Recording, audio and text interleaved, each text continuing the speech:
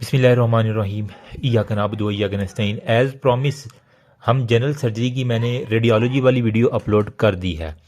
Thanks कि आप सबका इतना प्यार आया उस वीडियो के ऊपर भी। अभी एनेस्थीसिया और एनाल्जेसिया वाला जो चैप्टर है बहुत इंपॉर्टेंट है। मैंने उसकी वीडियो के अंदर बताया था जिसके अंदर मैंने टेबल ऑफ स्पेसिफिकेशन कहा था।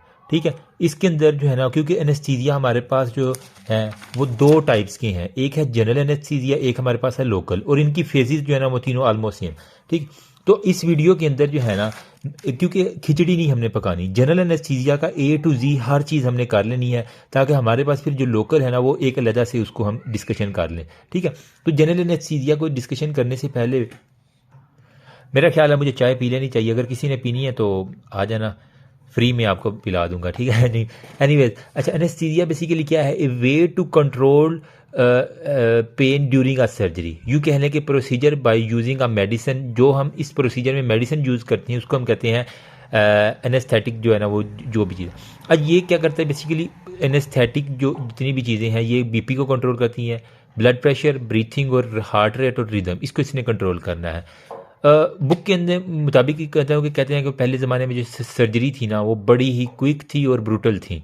ठीक है, मतलब कि एक सर्जन जो है ना उसको कसाई का लफ्ज़ शायद वहीं से मिला है, क्योंकि हमारे पास एनेस्थेटिक कोई चीज़ होती नहीं थी। अगर वह किसी ने दांत भी निकलवाना है ना तो जनाब उसको ज़िंदा ही जो है ना बगैर बेहोश किए या बगैर कोई लोकल एनेस्थेटिक दिए उसका वहीं से प्लास के ज़रिए खींच देना है। ये जस्ट लाइक टॉर्चर था, जिस तरह कैदियों को करती हैं ना कि ठीक है, तो वो सिंपल इस तरह का था। लेकिन फिर बाद में साइंस ने तरक्की की और सपोज करें अगर आपने किसी की टांग कटवाने जानी है, ठीक है, तो वो क्या करते हैं, उसको एनेस्थीसिया दे देते हैं। या फिर कोई हामला खातून है, ठीक है, उसको हम वो जो कमर में एनेस्थीसिया दे देते हैं, ठीक है, बेहोशी का। अगर वो ना दे तो वो तो बेचारी वैसे ही तड़प तड़प के मर जाए। वो कहते हैं ना कि एक प्रेगनेंसी के अंदर जो है ना जिस तरह 60 हड्डियाँ पता नहीं टूटती हैं, इतनी दर्द होती थी पहले। ठीक है, तो ये है। उसके बाद हमारे पास गैसेज है एनेस्थेटिक, जिसके अंदर ईथर है, क्लोरोफार्म है। आपने क्लोरोफार्म तो ये मेंढक के ऑपरेशन के अंदर भी दिया होगा। अगेन सॉरी यार, मुझे बुलावा आ गया। अच्छा, हम कहाँ पे थे? एनेस्थीसिया के ऊपर थे। ठीक है, हम कह रहे थे कि एक हमारे पास होता है गैसेज, ईथर हम यूज़ कर सकते हैं या हम क्लोरोफार्म यूज़ कर सकते हैं।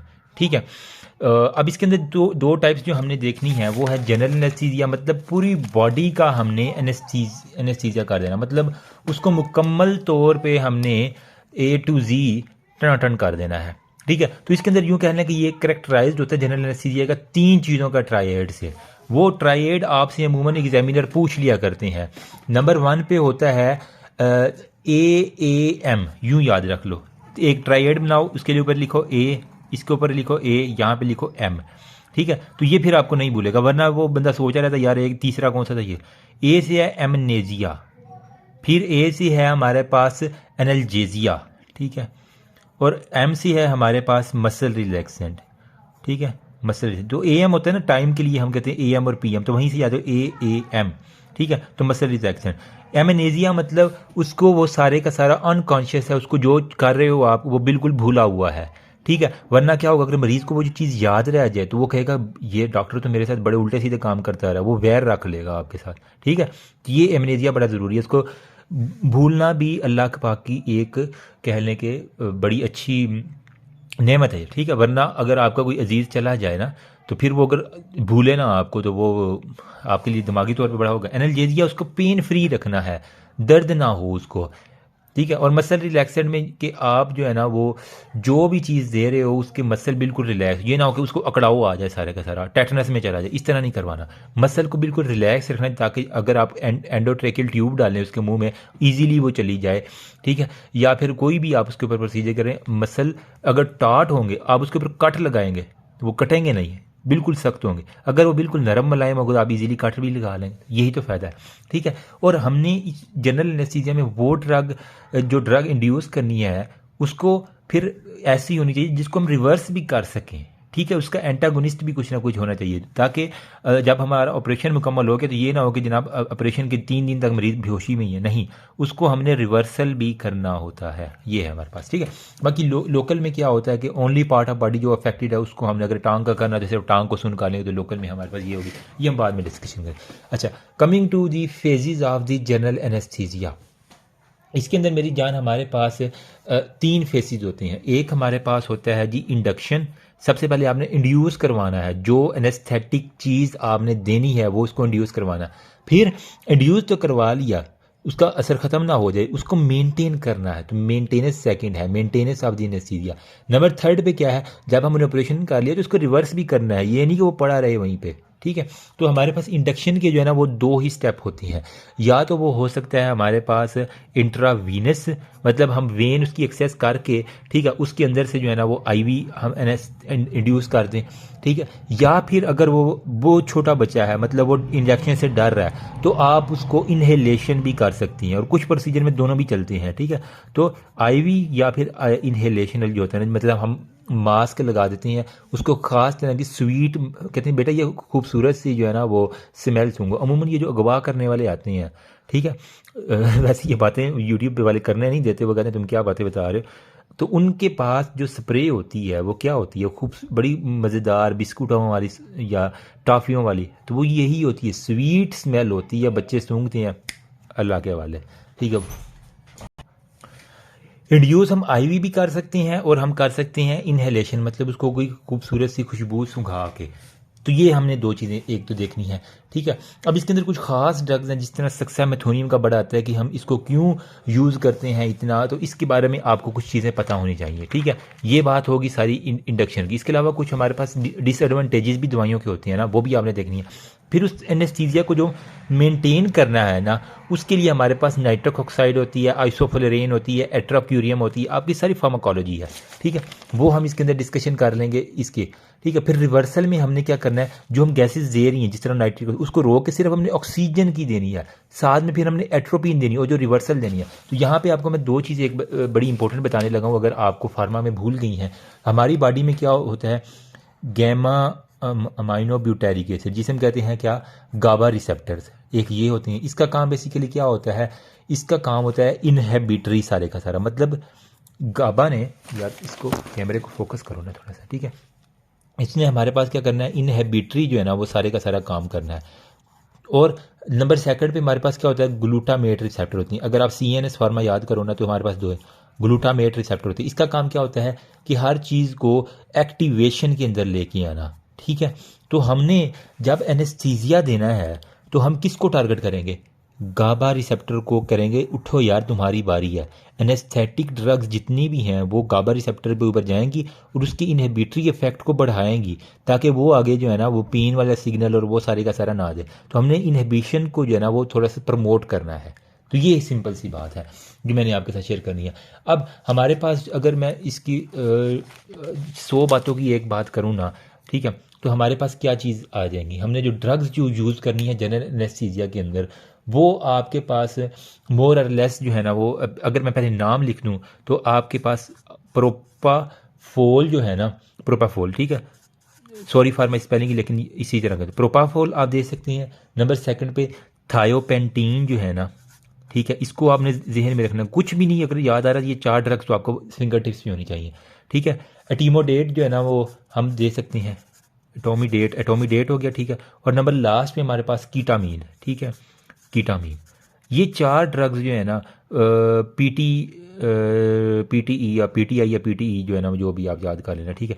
तो ये, ठीक है, PT हमारी परेड है जो कि किंग एडवर्ड में हुई है, कीटामीन, एटीमोडेट, ठीक है, एटोमीडेट, ठीक है, थायोपेंटीन और प्रोपाफोल, ठीक है। फूल का करके उसको बेहोश कर देना तो प्रोपाफोल यूँ आगे। अच्छा, अब हम जाते हैं अपने मेन टॉपिक के ऊपर।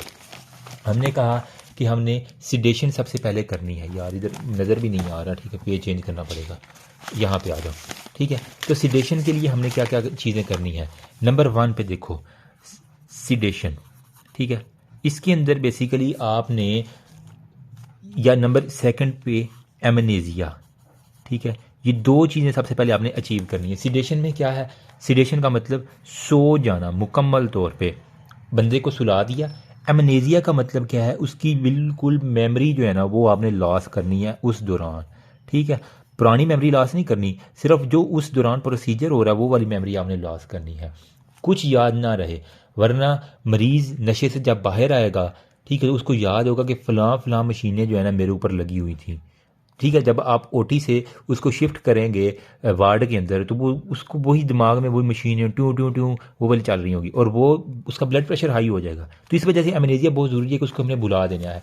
तो हमारे पास जो है ना जो है ना वो टाइप्स ऑफ एजेंट हम इस दौरान हम यूज़ करते हैं सिडेशन और एमनेजिया के लिए, ठीक है। तो दो टाइप्स ऑफ एजेंट्स जो होते हैं ना उनकी जो कैटेगरी है, एक हमारे पास होता है इंडक्शन एजेंट, ठीक है, जो हमने इंड्यूस करवाना है, ठीक है, इंडक्शन एजेंट। नंबर सेकंड पे हमारे पास होता है मेंटेनेंस एजेंट, जो उसको मेंटेन कर लेगा, ठीक है। तो प्रोपाफोल जो है ना मैंने शुरू में बताया आपको, ये बेसिकली कहने के सबसे बेहतरीन हमारे पास है, ठीक है, इंड्यूस करने के लिए। तो प्रोपाफोल जो है ना ये अगर आप देखें तो ना दूध की तरह जो है ना सफ़ेद सफ़ेद दूधिया सा अगर आपने देखा हो, ठीक है, ये इसका जो है ना वो हमारे पास 90 सेकंड के अंदर, सेकंडों के अंदर, मतलब अभी किया तो 1.5 मिनट मोर और लेस 90 मिनट में सेकंड बनते हैं, ठीक है। 90 सेकंड के अंदर जो है ना अपना एक्शन मरीज सो जाता है, ठीक है। और ये नोज़िया और इसको यूज़ करने का और ये भी है कि एक तो रैपिड है एक्शन में, और इसका सबसे कम जो है ना साइड इफेक्ट है। नोज़िया भी इसमें कम होता है मरीज़ को, और वोमिटिंग भी जो है ना वो बहुत कम देखी गई है इसमें, ठीक है। लेकिन इसका एक साइड इफेक्ट क्या है, वो साइड इफेक्ट प्रोपाफोल का ये है कि ये बीपी को बहुत ही ज़्यादा जो है ना आप कम करा दिया। अचानक से जब आपको सो जाएंगे तो बीपी अचानक से जो है ना वो हो जाएगा। तो इसका बस ये एक साइड इफेक्ट है कि बीपी को जो है ना वो रैपिडली जो कम करने का खतरा होता है, बस वो आपने मेंटेन करना बाकी होता है, ठीक है। फिर आपने जो है ना वो कुछ सिडेटिव हिप्नोटिक्स के बारे में पढ़ा होगा, ठीक है, सिडेटिव हिप्नोटिक्स, ठीक है। सिडेटिव्स हिप्नोटिक्स आपने सुना होगा कि ये सीएनएस के बल्कि ये पूरा था कि वो सो जाता है और वो उसको, इसके अंदर आपने पढ़े होंगे बेंजोडाइजेपिन, ठीक है, बेंजोडाइजेपिन। और हमारे पास था नंबर सेकंड पे बारबीचूरेट्स, आपने पढ़े होंगे बारबीचूरेट्स, ठीक है। जो हमारे पास थे ना बेंजोडाइजेपिन, ये गाबा जो रिसेप्टर हैं उसकी फ्रीक्वेंसी को बढ़ाता है। हमने कहा ये जो गाबा होता है इसका इनहिबिटरी इफेक्ट होता है, मतलब हर चीज़ रोक के रखनी है। तो हमने उसी को रुकवाने के लिए बेंजोडाइजेपिन, मतलब बहन जो है ना वो लड़ाइयाँ ख़त्म करवाती है, ठीक है। तो बेंजोडाइजेपिन क्या करेगा, ये एक तरह का जो है ना वो जो रोकने वाले हैं गाबा, ठीक है, उसके ऊपर एक्ट करेगा और गाबा रिसेप्टर्स की ये फ्रीक्वेंसी को, मतलब बार बार उसको जो है ना वो स्टिमुलेट करेगा, फ्रीक्वेंसी बढ़ा देगा उसकी, ठीक है। जबकि जो बारबिचूरेट्स हैं ये जो क्या करते हैं, ये हमारे पास ड्यूरेशन ऑफ गाबा रिसेप्टर जो है ना उसको बढ़ाते हैं, मतलब लंबे अरसे तक ये अपना काम करते रहें, लंबे अरसे तक अपने दरवाजे खुले रखें, ठीक है। तो दोनों बहनें हैं, बेंजोडाइजेपिन क्या करती है, फ्रीक्वेंसी को करती है। बारबिचूरेट जो है ना वो बार बार से याद कर लो कि बार बार जाते बहुत टाइम लगा के आते हो आप, ठीक है। तो ड्यूरेशन जो है ना वो बहुत ज़्यादा बढ़ जाता है, ठीक है। दोनों का एक्शन कहाँ पे है, दोनों का एक्शन हमारे पास गैमा अमाइनो ब्यूटेरिक एसिड, ठीक है, हमारे पास है। अब यहाँ पे ये बेसिकली करते क्या है, इनहिबिटरी पोस्ट सिनेप्टिक पोटेंशियल जो है ना, ठीक है। तो इन दोनों का एट दी एंड क्या काम है, अगर कोई पूछ ले तो ये होती है प्री सिनेप्टिक और ये हमारे पास होती है पोस्ट सिनेप्टिक। तो यहाँ पे जो है ना इनहिबिटरी पोस्ट सिनेप्टिक जो पोटेंशियल है, ठीक है, उसको ये बेसिकली इंक्रीज कर देगा। तो यहाँ पे जो इनहिबिटरी वाला जो है पोटेंशियल वो बहुत ज़्यादा बढ़, आगे हर चीज़ जो है ना वो रोक के, ये एक तरह का पुलिस वार्डन की तरह जो है ना वो उसको रोक लेगा सारी की सारी, ईजी हो गया। अब यहाँ पे जो बेंजोडाइजेपिन है ना उनके तरह के ड्रग के मजीद इसको मैं सिंप्लीफाई करूँ तो मिडाजोलैम, जो आपने नाम सुना होगा ड्रग का, ठीक है, मिडाजोलैम। तो बहन जो है वो मैडम है, तो मिडाजोलैम यूँ याद कर लो, ठीक है। बारबिचूरेट में टी आ रहा है तो इसके अंदर हमारे पास क्या होगा, थायोपेंटिल हो गया, ठीक है, थायोपेंटल जो है ना वो हमारे पास आ जाते हैं ये सारे के सारे। नंबर सेकंड में मैंने एक बात की किस ड्रग की, एटोमीडेट की, ठीक है। तो हमारे पास जो है ना एटोमीडेट क्या होती है बेसिकली, ये इसका जो MCQs आता है वो आपने याद रख लेना है, एटोमीडेट। आई होप कि मैं इसका नाम ठीक ले रहा हूँ, ठीक है। तो एटोमीडेट जो है ना वो हमारे पास क्या है बेसिकली, ये स्टीराइड डेरिवेटिव, ये एक MCQs आता है, ठीक है, स्टीराइड डेरिवेटिव है। स्टीराइड में ई आ रहा है, एटोमीडेट में ई आ रहा है, ठीक है। तो ये हमारे पास स्टीराइड डेरिवेटिव्स आ जाएंगे, ठीक है। ये एनेस्थीसिया तो करेगा लेकिन यूं कह लें कि बहुत ही क्विक होगा ये, ठीक है। इसके अंदर एनेस्थेटिक वाली पूरी प्रॉपर्टीज़ नहीं होगी, ठीक है। इसका काम बेसिकली क्या है, इसमें रैपिड जो है ना वो एक्शन है, ठीक है, इजी कम इजी गो वाला रैपिड एक्शन है। रैपिड जो है ना ये स्टॉप अपना एक्शन कर देता है, ठीक है। तो ये है कि अचानक हुआ और अचानक ख़त्म हो गया, तो ये हमारे पास है। तो ये स्टीराइडल है, इसी वजह से मैं ऐसे मरीज़ जिनके अंदर हमने कार्डिक रिज़र्व मिनिमल हो, ठीक है, दिल के मरीज़ हैं जिनके अंदर हमारे पास यूँ कह लें कि कार्डिक रिज़र्व जो है ना वो मिनिमल है, उनके अंदर हम एटोमीडेट जो है ना वो यूज़ करते हैं ताकि उनकी दिल की एक्टिविटी चलती रहे। थोड़ा सा देर के लिए हमने करना है, थोड़ी देर में वापस ही हम लेके आना है। तो कार्डिक जिनके अंदर रिज़र्व मिनिमल होना, ठीक है, उनके अंदर हम एटोमीडेट जो है ना वो यूज़ करते हैं, जो कि स्टीराइडल डेरिवेटिव है जिसका रैपिड एक्शन है, रैपिड है। इसका एक और ये क्या है, क्योंकि ये स्टीराइडल है तो इसने जो है ना वो गुर्दे के ऊपर एक्ट करके ना, ठीक है, एड्रीनो कॉर्टिकल डिप्रेशन जो है ना वो हमने एड्रीनो कॉर्टिकल ये डिप्रेशन करवा देगा, ठीक है, डिप्रेस करवा देगा हर चीज़ गुर्दों के ऊपर जो भी है, ठीक है। तो ये एक MCQ हो गया, एक ये MCQ हो गया, एक ये रैपिड एक्शन हो गया, नंबर 3 ये कार्डिक जो है ना रिजर्व जिनका मिनिमल है उनके अंदर हम एटोमीडेट जो है ना वो यूज़ करते हैं। फिर मैंने एक ड्रग की बात की जिसका हमने कहा था केई में ना, के से था कीटामीन, ठीक है। तो कीटामीन जो बेसिकली ये क्या है, इसको हम कहते हैं कि ये डिसोसिएटिव जो है ना एनेस्थेटिक है एक किस्म का, ठीक है, ये किस्म का डिसोसिएटिव हमारे पास एनेस्थेटिक है। अब ये क्या करता है, मरीज़ के कॉन्शियस लेवल को बरकरार रखता है, ठीक है। मरीज़ बिल्कुल आपसे बातें कर होगा, जी डॉक्टर साहब मैं बिल्कुल ठीक हाँ, तो मैं ये कर रहा, मैं उत्थे गया तो उत्थे गया, आप नीचे से ऑपरेशन कर रहे होते हैं, ठीक है। अब इसमें यही है कि मरीज़ जो है ना वो बिल्कुल आपके साथ यूँ जैसे नॉर्मल बंदा होता है ना, ठीक है, तो कॉन्शियसनेस उसका बिल्कुल मेंटेन होगा, लेकिन साथ में जो है ना वो उसको एनाल्जेसिक वाले सारे इफेक्ट होंगे, ठीक है। चल नहीं सकता, बोल नहीं सकता ऐसा, ठीक है। मोस्टली कभी कभार चलो मरीज़ हो गए तो बोलेगा, लेकिन ये कह लें कि ना तो इसके मरीज़ जो है ना इस एनेस्थीसिया में चल भी नहीं सकता और ज़्यादा बोल भी नहीं सकता। फिर क्या है, वो सुन रहा होगा कि सर्जन क्या बातें कर रहा है, मुझे ये पकड़ाओ, मुझे ये पकड़ाओ। अमूमन आपने देखा ना मरीज़ आके बताते हैं कि वो डॉक्टर ना आपस में गल्लां कर दे, तो रिश्ते की गल कर दे भी OT दे या कह रहे कि वो डॉक्टर कहता यार ये तो तू गलत कर देते हैं, डॉक्टर को आप ही नहीं पता। तो यही है कि वो सुन अच्छी तरह रहा है, उसकी मेमोरी भी बिल्कुल ठीक है, ठीक है। तो ये हमारे पास है कि वो उसको पता सारा चल रहा क्या हो रहा है, लेकिन बाद में जो है ना फिर जब वो ख़त्म होते तो उसको एमनेजिया हो जाता है, मरीज़ फिर बाद में भूल जाता है। तो 100 बातों की एक बात, उसका कॉन्शियस लेवल जो है ना वो मेंटेन रहता है इसके अंदर, ठीक है। बाकी जो है ना सीरिया में वो ना तो चल सकता है ना ये सकता है। तो ये हमारे पास होगी, ये बच्चों वाली बात है, कोई इतना मसला नहीं, ठीक है। प्रोपाफोल हो गया, रैपिड एक्शन है, ठीक है, ये 90 सेकंड के अंदर कर लेता है। थायोपेंटिल, बाकी मैंने बेंजोडाइज़ेपिन और वो सारी की सारी कहानी मैंने आपको इधर बता दी है, ठीक है। अगर किसी ने स्क्रीनशॉट लेना तो यहीं से ले लेना, बाद में ना मांगते रहना, ठीक है।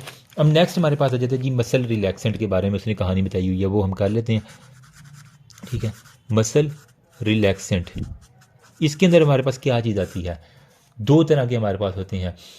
कुछ ऐसे मसल को जिसने बिल्कुल ढीला ढाला कर देना, रिलैक्स कर देना। एक हमारे पास होते हैं डीपोलराइजिंग मसल रिलैक्सेंट, ठीक है, जो कि डीपोलराइज करके, ठीक है, अगर किसी चीज़ को बार बार इरिटेट करो तो वो थक जाती है, ठीक है। अगर आप कोई तुम वगैरह तुम एक वक्त अगर वो थक जाएगा, ठीक है, तो जो डीपोलराइज बार बार करने से उसको थका देना तो मसल सारे रिलैक्स हो जाएंगे। नंबर 2 में हम उसको डीपोलराइज करें ना, नॉन डीपोलराइजिंग में, ठीक है, जो पहले एक्शन है उसी को जो ना हम पहले से रिलैक्स मसल को मजीद रिलैक्स कर।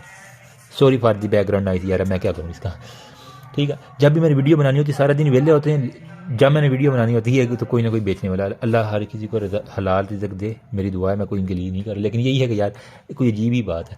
अच्छा, बार बार जो है ना वो क्या करेगा, ये हमारे पास कॉन्टीन्यूस उसके ऊपर जो है ना स्टिमुलेट करता रहेगा रिसेप्टर को, स्टिमुलेट स्टिमुलेट स्टिमुलेट, ठीक है। तो जो एसिटाइल कोलिन रिसेप्टर है ना उनको again and again again and again again and again करेगा। एक वक्त आएगा कि जब रिसेप्टर इतनी तेज़ी से डीपोलराइज हो रहे हैं, डीपोलराइज डी डी डी डी डी, एक वक्त आएगा कि वो फटीग्ड हो जाएंगे।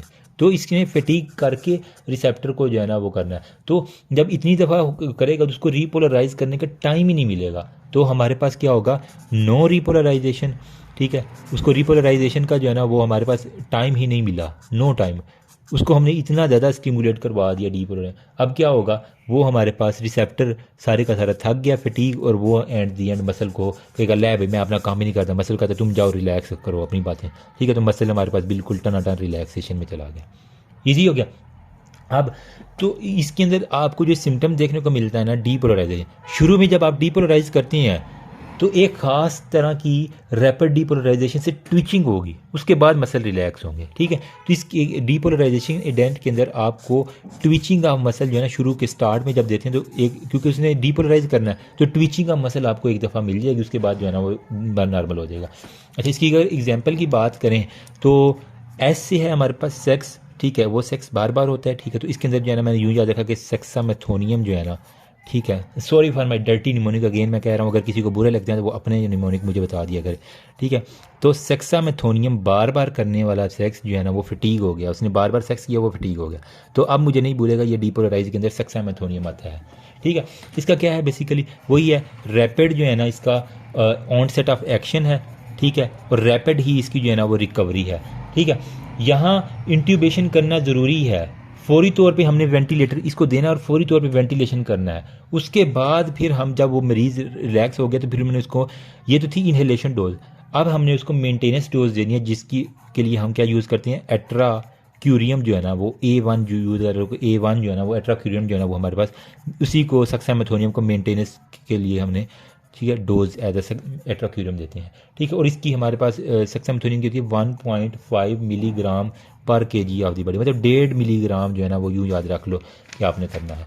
अच्छा, नंबर थर्ड पे हमारे पास होता है नॉन डीपोलराइजिंग, तो इसने यही है कि इसने कोई डीपोलर, इसके अंदर हमारे पास होता है एट्राक्यूरियम हो गया, और हमारे पास वेरिक्यूरियम V से एक बनता है और एक A से बनता है, वो हम बुक के अंदर आपको मैं दिखा देता हूँ बाकी बाद में, ठीक है। नेक्स्ट हमारे पास होता है जी एनाल्जेसिक के बारे में, ठीक है।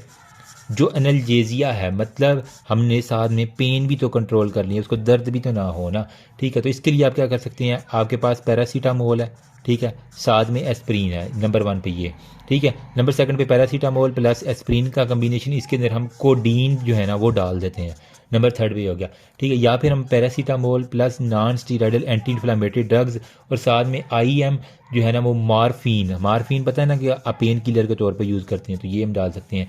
या फिर हम ना जो अगर रीजनल ब्लॉक करना है तो वही है कि paracetamol non steroidal anti inflammatory होगी, तो ये आप बचपन से खाते भी आ रहे हैं गोलियाँ, पैरासीटामोल, एस्प्रीन, एनस्टिड और मार्फिन आपने लगवाई भी होगी, ठीक है। तो ये हमारे पास होती है।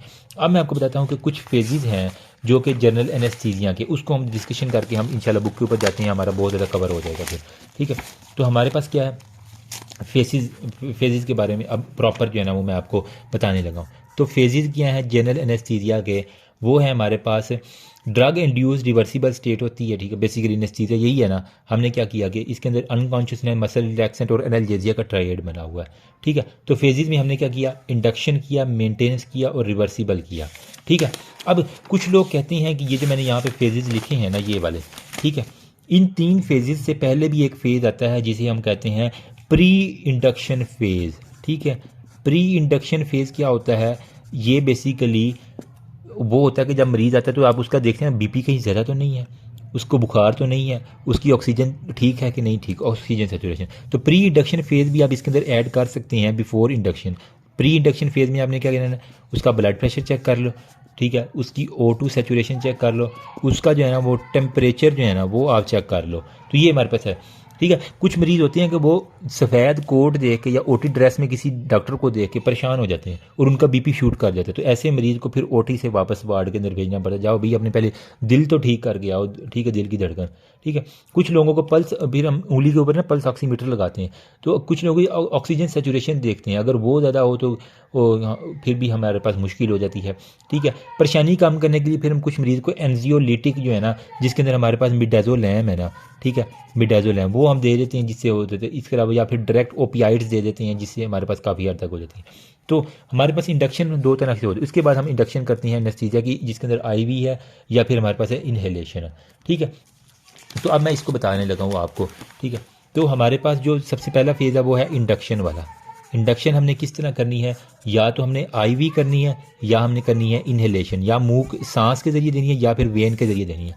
IV में हमने क्या किया, हमने भी सोचा कि प्रोपाफोल जो है ना, ठीक है, प्रोपाफोल, ठीक है, ये हमने जो है ना वो बेसिकली प्रोपाफोल के स्पेलिंग का मैं बता, PROPO प्रोपो FOL फोल, ठीक है, ये एक्चुअल स्पेलिंग है जितने भी है, ठीक है। ये 1 to 2 मिलीग्राम पर केजी के हिसाब से जो है ना वो बॉडी वेट के हिसाब से हम देते हैं, ठीक है। और इसका एक्शन जो है ना वो 90 सेकंड के अंदर आ जाया करता है, ठीक है।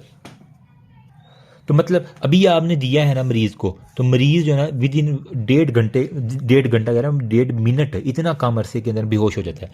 तो इसके दौरान आपको क्विक जो है ना वो एक्सपर्टी चाहिए, एयरवे को आपने देते ही फ़ौरन एयरवे मेंटेन करना है, एनेस्थेटिक फ़ौरन एयरवे मेंटेन करेगा, ठीक है। जब सांस हो गया उसके बाद आप इसमें आपने क्या करना है, जाथरस देनी है, ठीक है, और उसकी जो है ना वो चिन को लिफ्ट करना है, ठीक है, और उसकी देखना है कि ज़ुबान कहीं बैक फॉल तो नहीं कर रही। तो टंग फॉल जो है ना ये भी आपने इसके अंदर चेक कर लेना है। टंग फॉल, जा थ्रस्ट, चिन लिफ्ट और एयरवे मेंटेनेंस आफ्टर गिविंग प्रोपाफोल, ये 90 सेकंड के फ़ौरन बाद जो है ना आपने शुरू कर देना होता है। ठीक है, अब अगर ये ना हो तो उसके साथ ही आपने जो है ना बैक मास वेंटिलेशन जो है ना, आपके पास वो एक ऑक्सीजन मास्क होता है, ठीक है, उसके ऊपर ट्यूबें लगी होती हैं। अब आपने उसके मुंह के ऊपर, ये उसका नाक है, ये इसका मुंह है, तो उसके मुंह के ऊपर जो है ना चढ़ा देना बैक मास्क, उसको हम कहते हैं बैक मास्क वेंटिलेशन। सारी बुक की मैं लाइन बता रहा हूँ, अभी एंड पे दिखाता हूँ आपको। तो बैक मास्क वेंटिलेशन उसके बाद है जब जिस्म में हमने इसका देने का मकसद क्या है, हमने जिस्म के अंदर O2 जो ऑक्सीजन है उसका लेवल जो है ना वो हमने मेंटेन करना है, बढ़ा देना है, ठीक है, ताकि रिजर्व में पड़ी रहे ऑक्सीजन, कोई मसला नहीं, कम ना हो। ठीक है, साथ में फिर आपने क्या करना है, इसी के साथ आपने इंडक्शन दे दिया, आपने अब ट्राइड को फॉलो करना है। एनाल्जेसिक IAMM था ना, ठीक है, या AAM था, ठीक है, एनाल्जेसिक, ठीक है, मसल रिलैक्सेंट, और हमारे पास ए से क्या था, एनेस्थेटिक हमने दे दिया। अब हमने मसल को जो है ना वो रिलैक्स करना है, ठीक है, तो इसके ये हमने दे के सारा कुछ, अब आपने एनेस्थेटिक भी दे दिया, उसके एनाल्जेसिक भी दे दिया, अब अपने मसल को रिलैक्स कर देना है। साथ में आपने क्या करना है, उसके अंदर इंट्यूबेशन ट्यूब की जो है ना वो इंट्यूबेशन कर देनी है, मतलब ट्यूबें डाल के आपने वेंटिलेशन जो है ना उसकी मेंटेन कर लेनी है। ये सारी की सारी हमारे पास आ जाएंगी, ईजी हो गया, इतना सा काम है, कोई इतना नहीं करना। अब एयरवे मेंटेनेंस की है ना, उसके अंदर हमारे पास कुछ बातें हैं जो मैंने आपके साथ शेयर करनी है।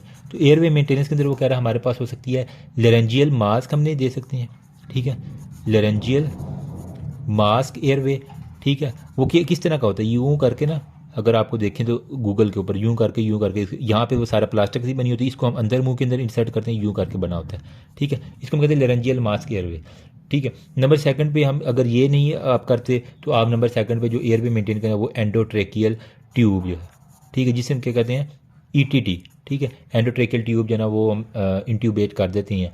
तो लेंजिल मास्क एयरवे का कभी कभार पूछ लेते हैं इसका क्या साइड इफेक्ट है, इसके अंदर ना चांसेस होते हैं कि वो मरीज़ एस्पायर कर जाए, ठीक है, तो इसके अंदर एस्पायरेशन के चांस होते हैं, इस वजह से हम एंडोट्रेकियल ट्यूब जो है ना ये इसको बेस्ट समझा जाता है। ठीक है, अब मसल रिलैक्सेंट के लिए हमने जो है ना वो जो चीज़ यूज़ करनी है ना वो हम देख लेते हैं। वो हमने कहा था कि बार बार एक्टिवेशन करने से, बार बार सेक्स करने से थक जाता है मसल, टायर्ड हो जाता है, फटीग हो जाता है, मसल रिलैक्स होते हैं। यहाँ पे हमने यही बात की, ठीक है, तो हमने क्या किया, उसको सक्सामेथोनियम दिया। तो वही बात यहाँ पे मैं करने लगा हूँ कि सक्सामेथोनियम जो है ना वो हमने मसल रिलैक्सेंट के तौर पे, ठीक है, मसल रिलैक्सेंट के तौर पे अब हम जो है ना वो सक्सामेथोनियम जो है ना वो यूज़ कर लिया। अब मरीज़ की सांस रुक गई है तो आपने फ़ौरन क्या किया, अभी तक मरीज़ की सांस रुकी, ठीक है, आपने फ़ौरन जो है ना उसको ETT डाल दी, एंडोट्रेकियल ट्यूब हम डाल रहे हैं। अब उसको जब अंदर उसके डालेंगे तो उसको कफ भी तो आ सकती है ना।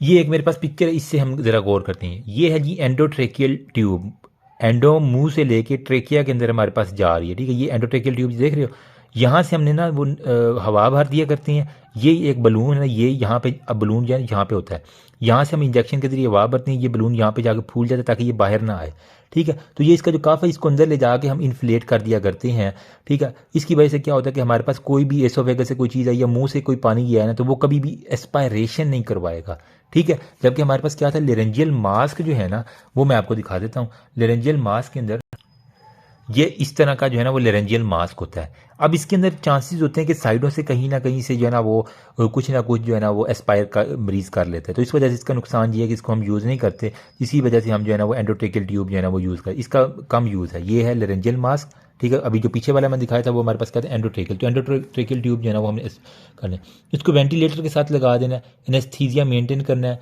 उसके अंदर क्या होता है, बेसिकली मिक्सचर ऑफ गैसेज जो है ना हम देते रहते हैं मरीज़ को। अब मेंटेनेंस डोज जो है ना उसको थोड़ा सा हमने एनेस्थीसिया भी दे लिया, उसको सारा कुछ कर लिया। अब यहाँ पे मैं देता हूँ आपको मेंटेनेंस डोज के बारे में बात, ठीक है। तो मेंटेनेंस डोज के जो है ना वो आप क्या यूज़ करते हैं, A1 आपने मेंटेनेंस करनी है तो एट्राक्यूरियम जो है ना, ठीक है, एट्राक्यूरियम जो है ना वो यूज़ करना है, या आई से या इट्राक्यूरियम भी हमारे पास एक होती है उसको। ये है नॉन डीपोलराइजिंग चीज़ें। तो हम जो यहाँ पे हमने डिस्कशन की थी कुछ होते हैं पोलराइजिंग यहाँ पे, तो यहाँ पे हमने क्या करना है, उसको मेंटेनेंस करने के लिए एट्राक्यूरियम दे देना है, ठीक है। तो वो हमारे पास क्या करेगा, मेंटेन करेगा।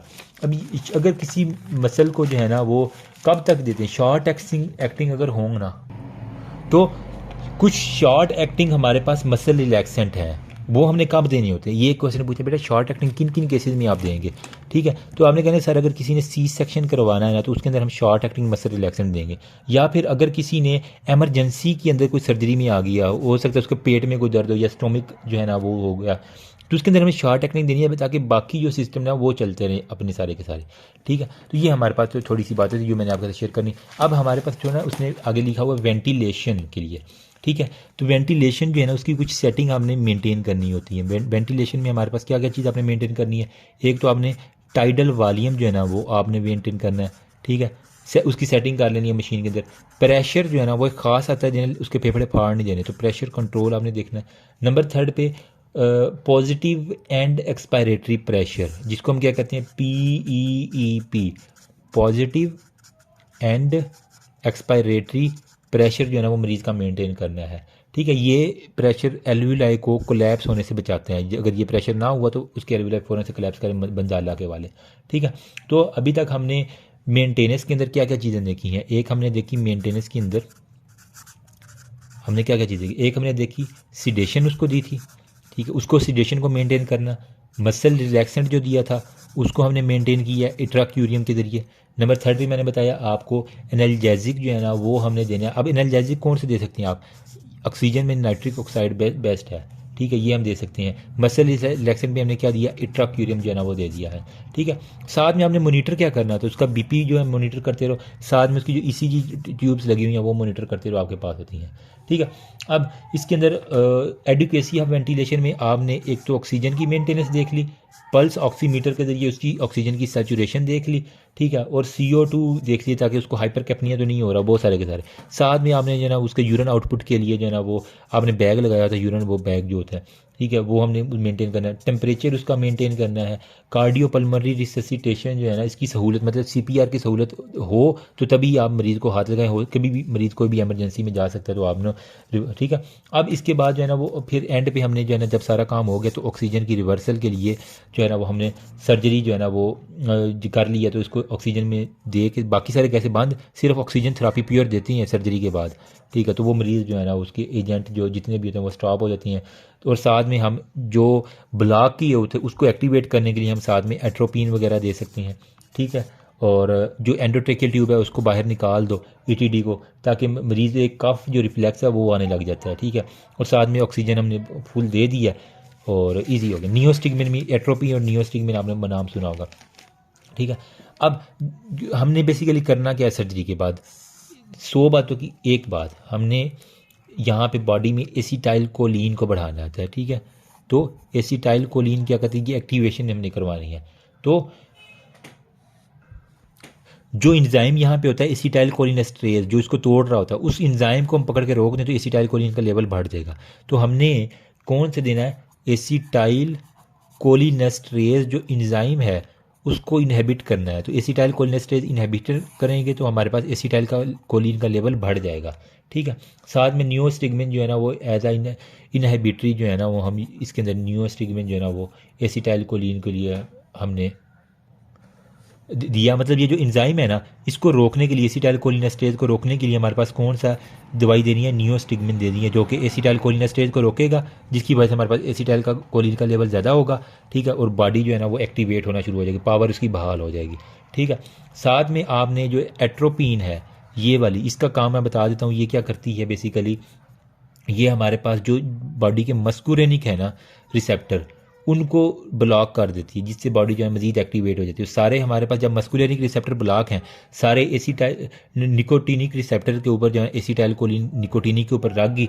निकोटीन पीने से, चाय पीने से क्या होता है, हम एक्टिवेट हो जाते हैं, तो जो मसल रिलैक्स हैं वो जल्दी जल्दी एक्टिवेशन होते हैं। तो एट्रोपिन जो है ना वो हमारे पास वो मस्कुलेनिक रिसेप्टर को ब्लॉक कर रही है। फिर ये सारी बातें हो गई ऑलमोस्ट। अभी मैं बुक से दिखाता हूँ जो जो मैंने पढ़ाया, जो चीज़ रहेगी वो भी आपके साथ डिस्कशन करता हूँ। मैं बताता हूँ अब कॉम्प्लिकेशन क्या हो सकती है जनरल एनेस्थीसिया की। आप एज ए एनेस्थेटिक अगर वर्क कर रहे हैं तो आपको क्या क्या कॉम्प्लिकेशन मिल सकती हैं। एक तो पेरी ऑपरेटिव मोर्टेलिटी बहुत ज़्यादा है, ठीक है। पाकिस्तान में एक दवाइयाँ भी कम है, कुछ ऐसी दवाइयाँ जो पाकिस्तान में आ ही नहीं रही। तो हमारे पास क्या हो गया, पेरी ऑपरेटिव जो है ना हमारे पास मोर्टेलिटी, ठीक है, वो हमारे पास बहुत ज़्यादा है। During operation table death.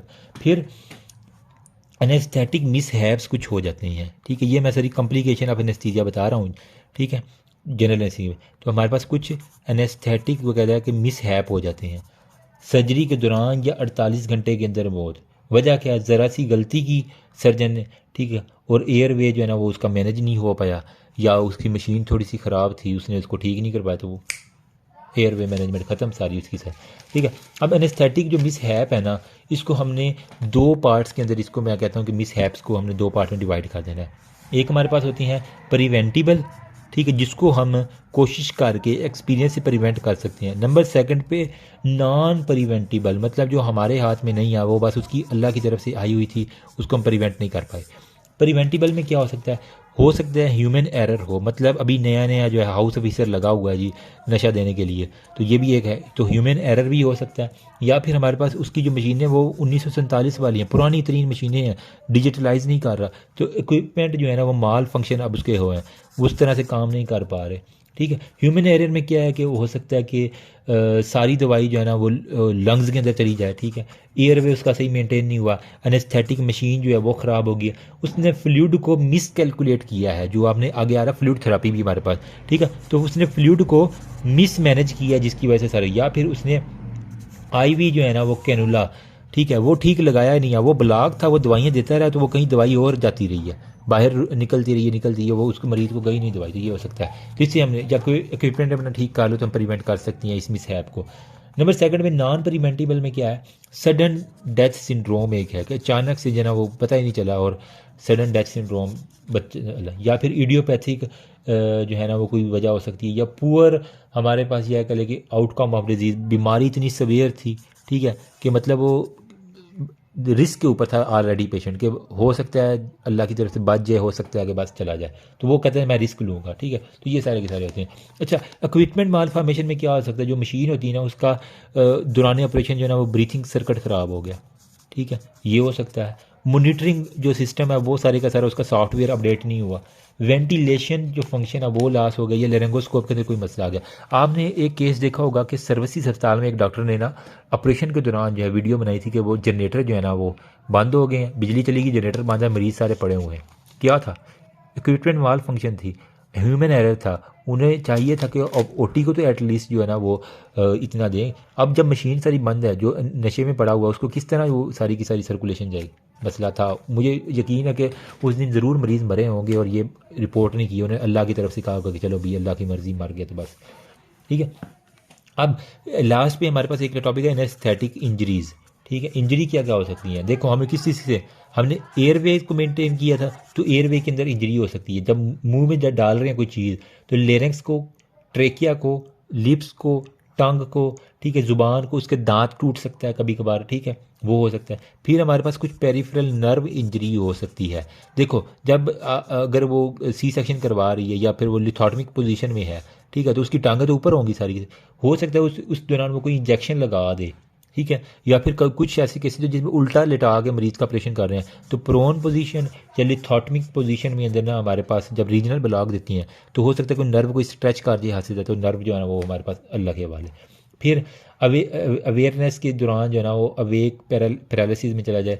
हाँ, आई इंजरी बहुत ज़्यादा, मतलब वो अमूमन देखा टेपें लगा देती हैं आँख के ऊपर, ठीक है, तो वो टेप उसने नहीं लगाई या टेप लगाई हल्की लगी, तो आंखों के ऊपर बहुत ज़्यादा प्रेशर करे, तो आई की इंजरी हो गई है, ठीक है, ये हो सकता है। कुछ लोगों को एनेस्थीसिया से एलर्जी हो जाती है, एलर्जिक रिएक्शन हो सकते हैं, एनाफाइलैक्टिक हो सकता है, ठीक है, सारे का सारा, ठीक है। कॉर्नियल इंजरी आई में हमारे पास होता है, कोई भी ड्राई आई की वजह से हो सकती है, या फिर कोई ड्रग एलर्जी हो सकती है, ये ठीक है। तो ये सारी की सारी होती हैं। तो कॉम्प्लिकेशन अब ये हमारे पास आ गई कि रिलेटेड टू इंट्यूबेशन हो गया, रिलेटेड टू ड्रग्स हो गया, रिस्पिरेटरी हो गया, और जनरल में हमारे पास क्या है वो सारे के सारे हाइपोक्सिया हो सकता है, शॉक के अंदर जा सकता है, सीडेटिव, कभी कभार दवाई बहुत ज़्यादा चली गई है, ठीक है। और कुछ ऐसी दवाइयाँ जिस तरह हेलोथेन है, वो हेपेटिक जो है ना डिसफंक्शन करती है, ठीक है, ये हमारे पास आती हैं, ठीक है। सक्सामेथोनियम जो है ना वो कुछ होती है, कुछ ऑटोसोमल डोमिनेंट डिजीज़ होती है, वो मैं आपको दिखा देता हूँ। तो अभी तक जो मैंने बुक से पढ़ाया है ना, होपफुली कुछ ना कुछ शुरू वाले में उसमें यही कह रहा है कि क्विक और ब्रूटल होती है। तो आज ये देखो, बंदा जिंदा है, 4-5 लोगों ने इसको काबू किया और ये टांगे काटी जा रहा है उसकी, ठीक है। तो ये हमारे पास है। अब यहाँ पे ये कह रहा है कि ईथर क्लोरोफार्म आ गई थी। जनरल एनेस्थीसिया में ट्राइएड है, AAM एनाल्जेसिया, एमनेजिया और मसल रिलैक्सेंट, ये तीनों आ गए। ठीक, इसको रिवर्स करना है हमने। ठीक है, बॉडी अगर लोकल है तो या रीजनल है तो ये हमारे पास आ गया। जनरल एनेस्थीसिया में उसने वही ट्राइएड बताया हुआ यहाँ पे। फेजेज में उसने 3 फेजेज इंड्यूस करना, मेंटेन करना और फिर इसको रिवर्स भी करना है हमने। ठीक है, इससे पहले मैंने कहा कि प्री इंडक्शन फेज है वो आप लिख लीजिएगा। इंडक्शन में हम किस तरह दे सकते हैं मरीज़ को, आईवी या हम इन्हेलेशन सांस के ज़रिए। आईवी हम दे सकते हैं क्या, प्रोपाफोल सबसे अच्छा था जो कि 0.5 सेकेंड जो 1.5 मिनट के अंदर, मतलब 90 मिनट के अंदर। ठीक है, इसके अलावा हम एट्यूमोडेट या फिर कीटामाइन भी दे सकते हैं। ठीक है, लेकिन कीटामाइन का मैंने क्या कहा था, मरीज़ को जो है ना वो याद रह जाती हैं चीज़ें।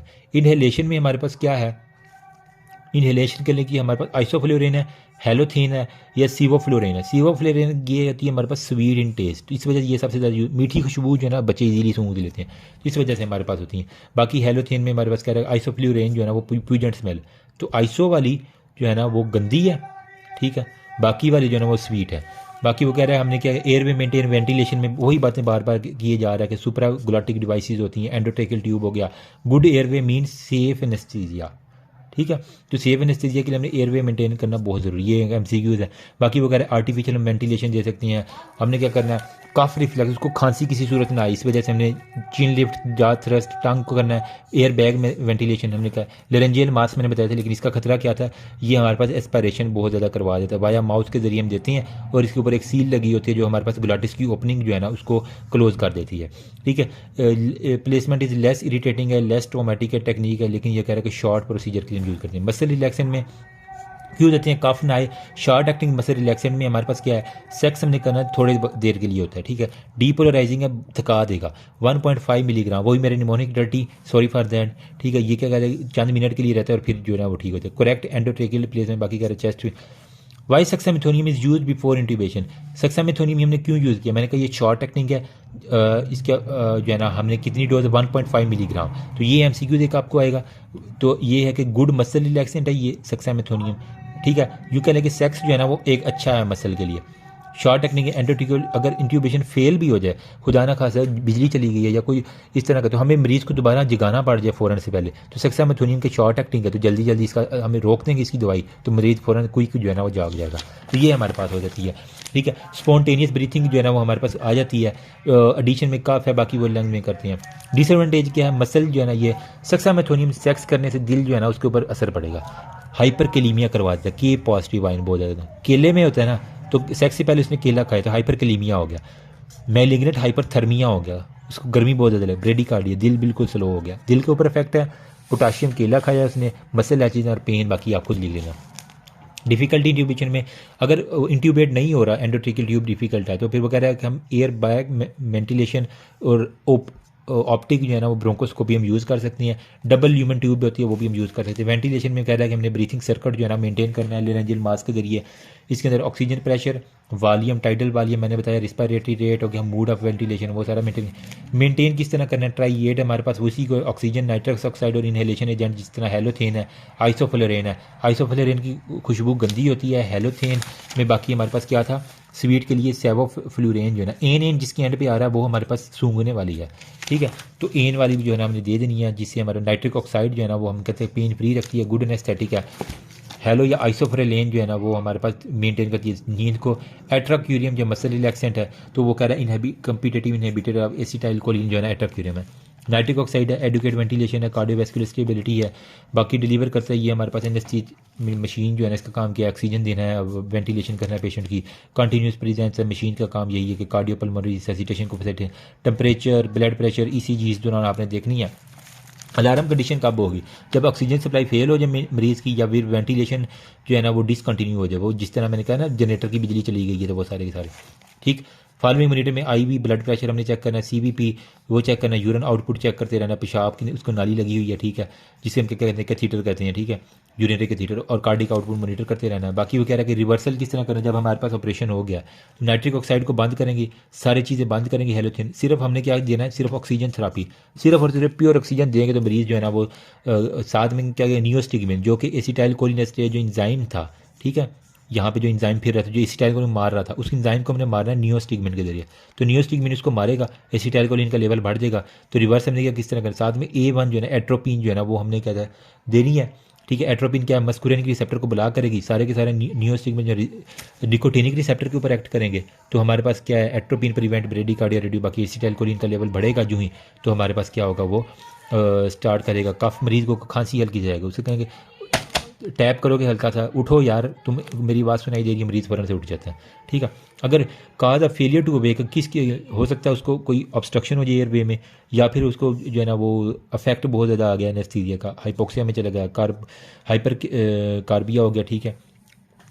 ओवर वेंटिलेशन हो जाती। ठीक है। जब हद से ज़्यादा ओवर वेंटिलेट करती तो हमारे पास सारे का सारा हाइपोथर्मिया के अंदर मरीज चला गया, हाइपोटेंशन में, या कार्डिक दिल का उसका कोई मसला था, या इलेक्ट्रोलाइट इम्बैलेंस होंगे, तो ये हमारे पास है। इसके अंदर है टोटल इंट्रावीनस एनेस्थीसिया, टीवा जिसे हम कहते हैं।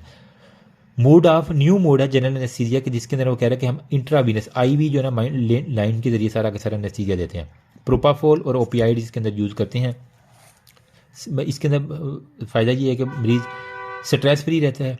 आईवी लगाया, ऑल टाइप ऑफ सर्जरी कर सकते हो, कार्डिक और न्यूरो जो है ना इसके अंदर सर्जरी जो है ना मोस्टली इसके अंदर करते हैं, और पेशेंट जो है ना वो किसी भी पोजीशन में हम उसको लिटा सकते हैं, पर हमने आईवी एक्सेस ली हुई, आप किसी पोजीशन में ले जाओ। कॉम्प्लिकेशन क्या है, इंट्यूबेशन, ड्रग की वजह से रिस्पायरेशन, जनरल इंट्यूबेशन में हो जाता है ट्रोमा हो जाए, उसके होंठ फट जाए, दांत टूट जाए, फेरेंक्स लेरेंक्स के अंदर कोई सेरिब्रल हाइपोक्सिया हो जाए, अगर 2 मिनट से ज़्यादा हमारे पास इंट्यूबेशन ठीक नहीं हुई, इसोफेजल उसका लेरेंक्स की जगह इसोफेगस में हमने डाल दिया, वो फट गई है। ठीक है। एटिलेक्टेसिस है, हाइपरेक्सिया है, ब्रोंकोस्पाज्म, आप खुद भी लिख सकते हो, कोई इतनी मुश्किल बात नहीं है। ठीक है। बाकी वो कह रहे हैं कि हम हेलोथिन दे सकते हैं ड्रग के लिए। अगर हेलोथिन बहुत ज़्यादा चले तो एच से हेलोथिन है, एच से हेपेटिक डिस्फंक्शन है, जिगर के ऊपर जो है ना वो एच से हेपेटिक, एच से हेलोथिन है। ठीक है। वो क्या होगा, लीवर नेक्रोसिस करवा देगा। ये एमसीक्यू पक्का है। आइसोफ्लोरेन जो है इनहेलेटरी या रिस्पायरेटरी डिप्रेशन बहुत ज़्यादा करवा देता है। सक्सेमेथोनियम ज़्यादा सेक्स करने से, मैंने कहा था वो केला खा के सेक्स कर, हाइपरकेलीमिया, पोटाशियम केले में ज़्यादा होता है तो वहाँ से, मैलिग्नेंट हाइपरपायरेक्सिया, उसको बहुत तेज़ बुखार हो जाएगा, गर्मी, उसके जिस्म गर्म हो जाएगा during suxamethonium. Remember you know if you, मैं क्या कहना चाह रहा हूँ, समझने वाले समझ गए। लास्ट में है मैलिग्नेंट हाइपरपायरेक्सिया, ये है ऑटोसोमल डोमिनेंट इनहेरिटेड डिसऑर्डर होता है कुछ मरीजों के अंदर। ठीक है। और ये लाइफ थ्रेटनिंग होता है, जिसकी वजह से स्केलेटल मसल जो है ना वो इंडिविजुअल का बहुत ही ज़्यादा जो है ना एनेस्थेटिक के साथ रिस्पॉन्स करता है। इनहेरिटेड ये कैल्शियम डिसऑर्डर है, तो हम MH malignant hyperpyrexia calcium disorder है, जो चैनल डिसऑर्डर है उसका है। ठीक है। इसके अंदर क्या होता है, अब मसल हाथ से ज़्यादा स्पाज में चले जाते हैं, रिजिड हो जाती हैं, और मरीज़ के अंदर एसिडोसिस, उसके अंदर रैपिड टेम्परेचर इंक्रीज़ होता है। 38/8 से अचानक टेम्परेचर बढ़ जाए, या फिर रैपिड इंक्रीज़ 15 मिनट के अंदर उसका हर 15 मिनट में 1 डिग्री टेम्परेचर बढ़ता जा रहा है, हाथ लगाओगे बिल्कुल गर्म होगा मरीज़।